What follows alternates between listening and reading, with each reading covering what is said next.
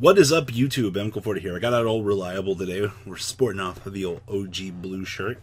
And we're going to be talking about Calvin Tahan's top 16 ABC deck list, along with the Spyral deck list coming out of this event. Now, Calvin is literally the equivalent to me when it comes to ABC. This man is like a miracle worker with this deck. I have seen him literally turn piles of shit to gold in terms of what he can do with this deck. He's even piloted a True Draco version of this deck. And I'll be honest with you, I don't know how this man does it quite often, but he went into YCS Jersey. He was the lone ABC player in Top Cut, and he executed and pulled things together very beautifully in his Top Cut. You're going to be looking at his list here. You're packing 11 hand traps in a build that wants to go second. One of the particular things that I've seen a lot of decks in this metagame want to do is evenly match grant you the ability to build your deck to go second. And most people will try to use this card as a way to force things off of the board, and by playing this to solidify going second, you get the ability to play a larger amount of hand traps. And because of this mentality or this change, we've seen a lot of Spyral players kind of doing this at a few regionals over the last couple weeks. True Draco, I don't think, can really do this. But we've seen a lot of decks go towards this particular push to want to go second.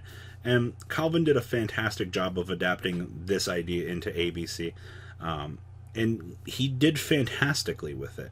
Like I said, it's very nice to continue to see Calvin doing so well with ABC in general, and just damn, back at it again. I'm kind of curious to know if he would have cut a C for something else in the main deck.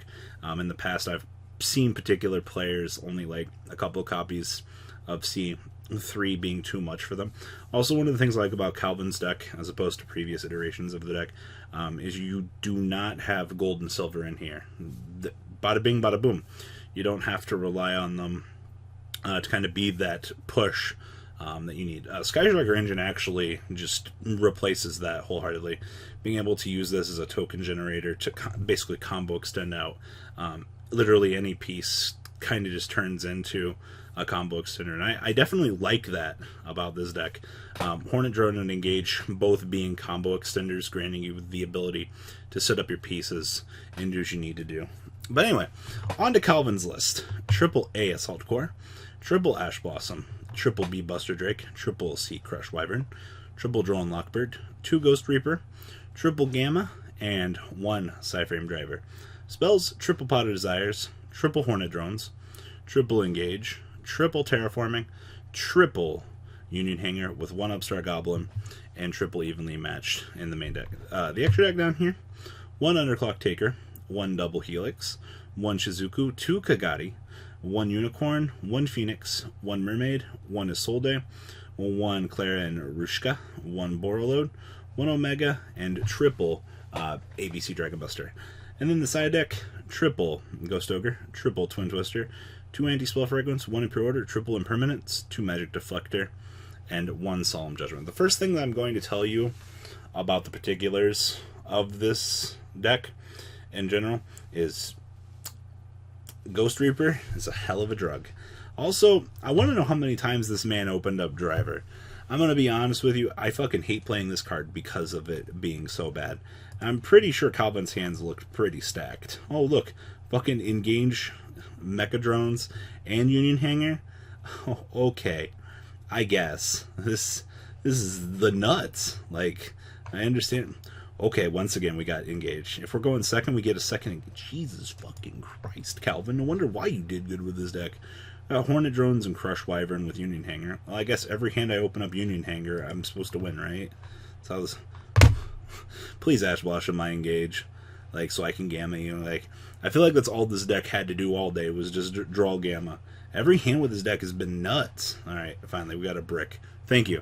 This is to the extent to which I need to show that this deck doesn't work, because I finally drew the Driver. No.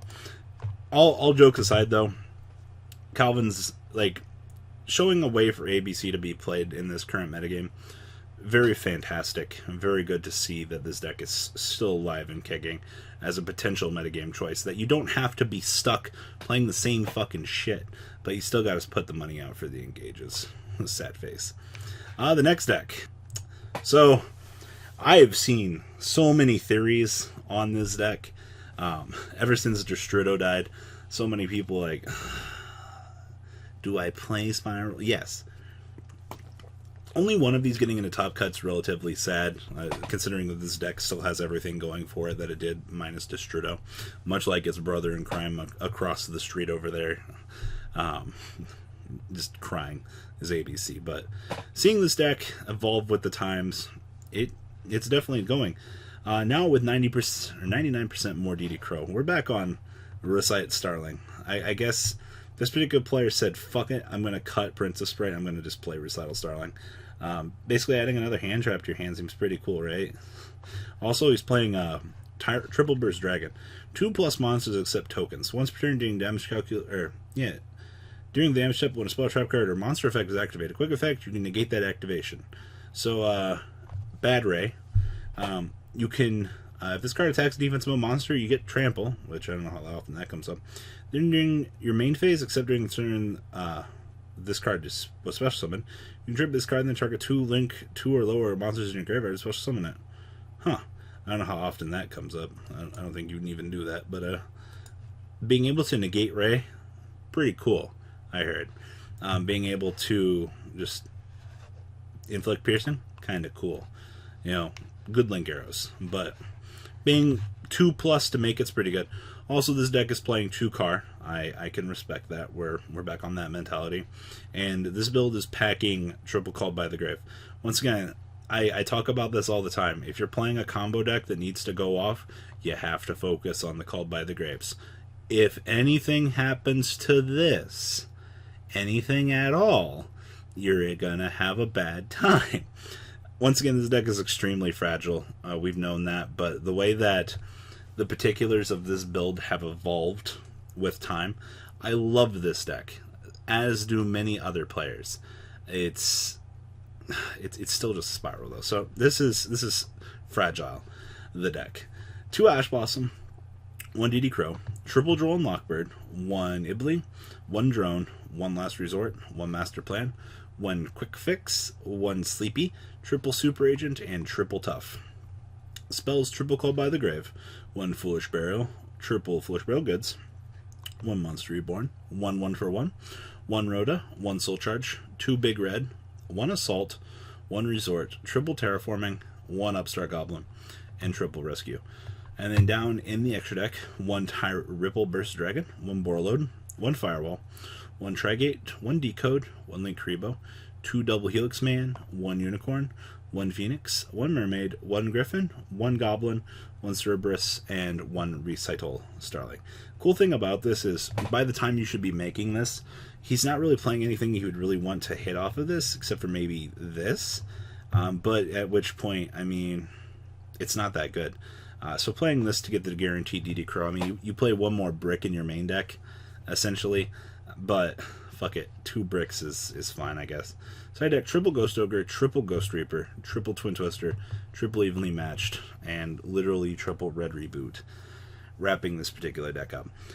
I definitely like his inclusion of Droll and Lockbird in the main, giving him a little bit more of an edge, I feel, over a majority of the metagame. Because honestly, Ghost Bell is not something you really want to focus on. I mean, Ghost Bell is really cute for what she gives to the deck, being able to stop other things. We saw with Blair's List the level of innovation that you can honestly pursue playing this deck.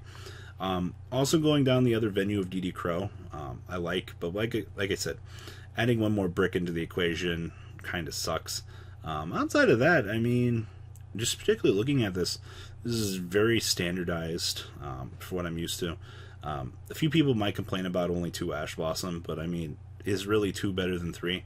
I mean, you are super low on hand traps, obviously, but he's also not playing evenly. In the main deck, I think he wants to go as first as he possibly can. I think that's definitely the correct logic to pursue with this deck in general, is just roll out your board and go. If you lose some dice rolls, you can't win them all. That's just kind of how Yu-Gi-Oh works some days. But what do you guys think about these decks? Please share your thoughts in the comment section. I'd love to hear what you guys think about these decks. And as always, guys, I'm out. Peace. The ride never ends, guys. Make sure you enable those notifications to get the latest videos that are being posted on this channel. Make sure you guys check out VanCole40 for my Cardfight Vanguard channel. And join me and House of Champions on the Zodiac Duelist TV Twitch stream. We'll be interacting with our audiences.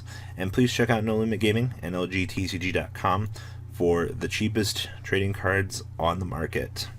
Thanks for watching, guys, and please have a good day.